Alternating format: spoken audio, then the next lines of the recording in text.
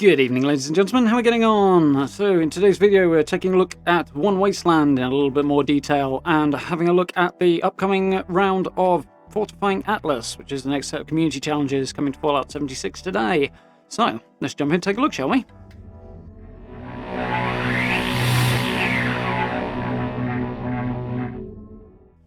So, brand new Inside the Vault blog post, and we have a very cool view over towards Monongah Power Station, I think there. I think that's what that is. Looks very cool anyway. Nice little shot here from the cliff tops. Cool backpack on the go. Definitely got to keep an eye out for that. Hope it comes back soon. So, Inside the Vault, Wasteland preview. This week we've got more details for you about improvements that are coming to Fallout 76 with the Wasteland update next month. Also, there are plenty of community rewards still up for grabs as Fortifying Atlas challenges resume with the start of Project Bravo later today, which actually is live right now. So, right on to catch the details. So, explore like never before with Wasteland. So, for those who don't know, this is the major balance pass coming to the game that includes a huge change to the exploration side of things, in that you'll be able to go just about anywhere on the map at any level with much more flexibility and basically meet an appropriate challenge for your level. And this also should work with groups as well. So, if you've got disparate levels within a group, then you should still be able to play together in whatever part of the map you like and have a good experience. So, very, very cool. So, Wasteland is on its way to Fallout 76 in an update next month. Notice there's no date there. And it's going to bring significant improvements to your encounters with creatures throughout Appalachia. Once we've shared the basics of Wasteland, while we've shared the basics even of Wasteland in previous articles, we'd like to go through in more depth today and discuss how this system will bring about the positive changes for low and high level characters alike as they explore, adventure with friends, join events, loot creatures, and more. So, quite a wide-ranging change, this one. So what is Wasteland? At its core, Wasteland allows enemy creature levels to adjust dynamically so that they better match each player encounter. Multiple players come across the same enemy at the same time, its level will simultaneously rise for the higher level players and drop for the lower level players. So, how's this actually going to work then? Let's imagine you are playing as a level 300 character, and you decide to head to Westec with a friend who is level 30. I've seen this happen before. Even though you will both see the exact same super mutants at that location, their levels will automatically appear higher to you, the level 300 player, and lower to your friend, the level 30 player, so that they are more appropriate to your individual characters. In addition to their levels, super mutants' damage, health, and resistances, as well as the loot they drop and the XP they award, will also be much better match the player. This means the level 30 friend can now meaningfully contribute to the fight in this formerly high-level location, which was not possible before. So I'd question just how high-level this location really was, but then again, I think Bethesda are about to do that as well, to be fair. So, you will also earn more XP per kill than before, since these super mutants previously could not spawn at such high levels. So, for those of you who are high levels, you will be encountering higher level creatures much more often. So, very, very cool. A lot more challenge, a lot more actual, worthwhile combat that's worth engaging in to encounter during your exploration of the Wasteland. While creatures will still have a minimum and maximum level, Wasteland will bring much more flexibility to players' combat encounters going forward. I feel like there should be more to that sentence. So, in short, yeah, basically what it's going to do is shift on a kind of scale. There'll be an upper limit and a lower limit, but in creature levels, whatever those may be, and wherever you encounter them, will move dynamically towards the level of whatever player happens to be playing.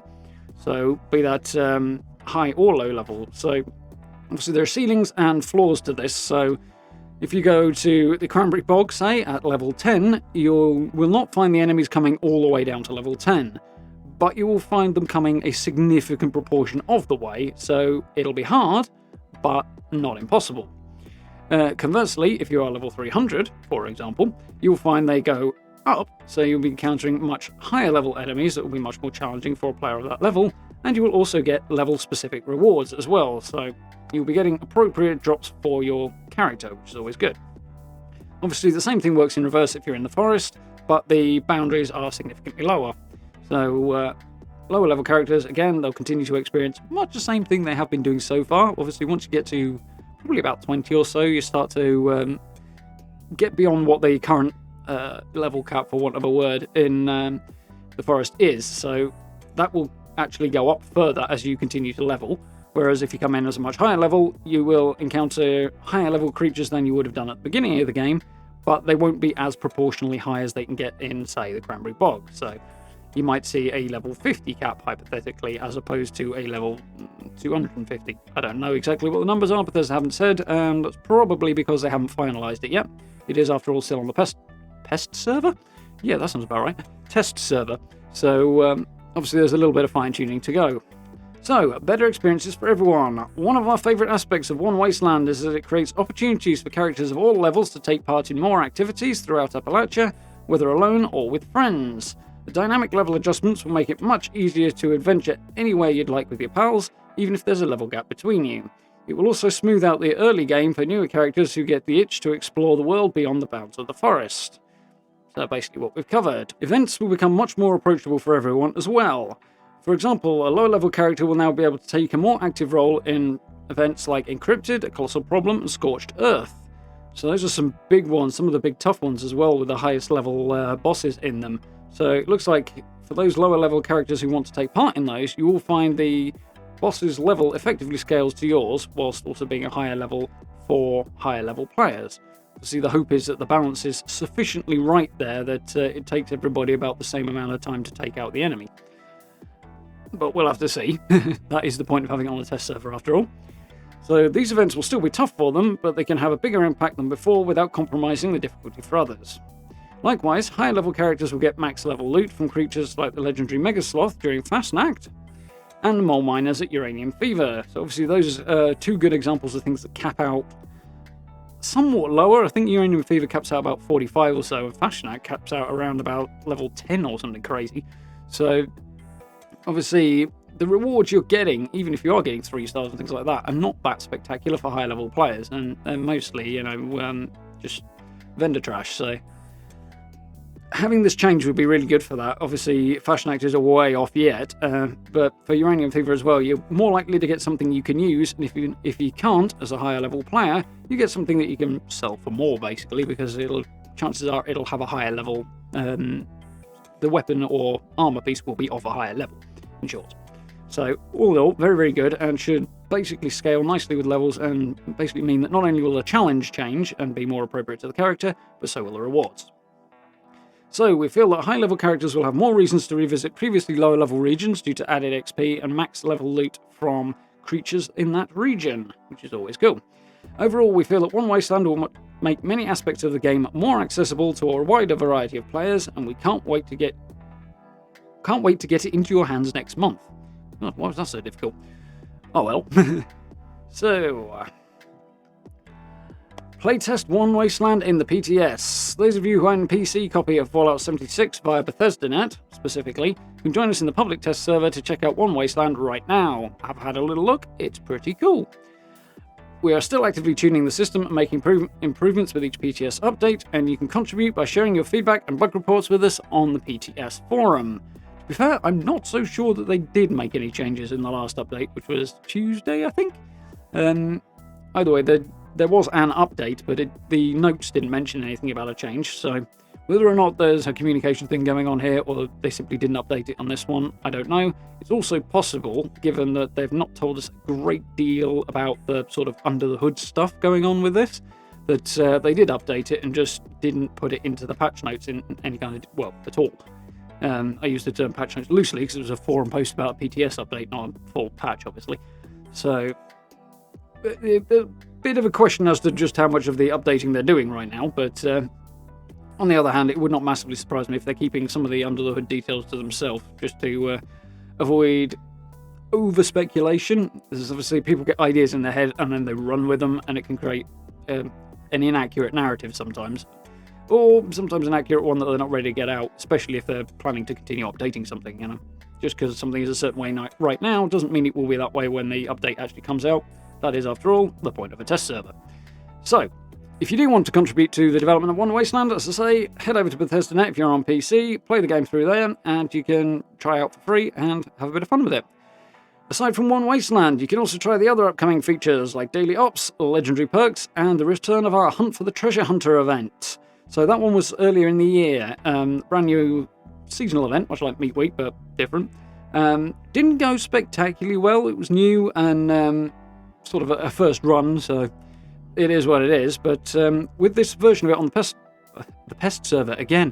test server, what they have done is decouple the event from the Holiday Scorched event. Whereas before it was using the same loot table, now it should be different, so the rewards you get should be a little different, a bit more of a change from that event.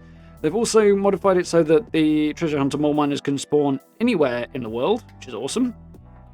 And it will also be affected by the rest of One Wasteland as well, so the potential drops and legendaries you can get from them and that sort of thing will also be better scale to your level. So all in all, it should be a major improvement to that event, which is very, very cool. Oh yes, they've also changed it so that the rewards are easier to get. They've got better drop rates than they used to have as well, which was one of the big complaints with the first iteration of Treasure Hunter. So hopefully, all going well on the test server, when this event actually returns, it should be that much more fun, that much more easy to get cool rewards out of, and that much more easy to get appropriate rewards for the character you're playing on out of that event as well. So very, very cool. Definitely some positive changes there.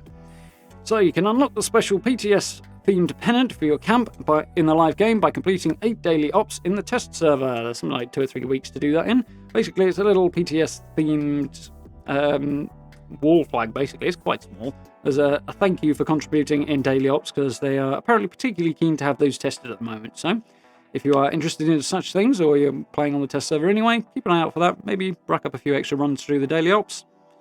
And hopefully you'll get a nice little thank you for it, which is always cool. So, Fortifying Atlas. Project Bravo begins today. This is the next big round of seasonal content, I suppose, coming into 76. That started at 5 PM UK time today, at 12 PM Eastern time in the US. So, Meat Week festivities have come to an end. It's time to pick up where we left off with construction at Atlas Observatory.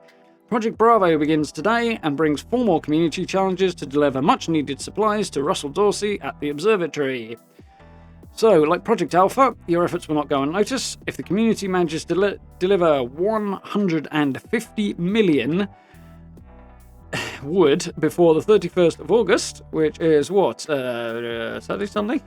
Monday, apparently. Before Monday.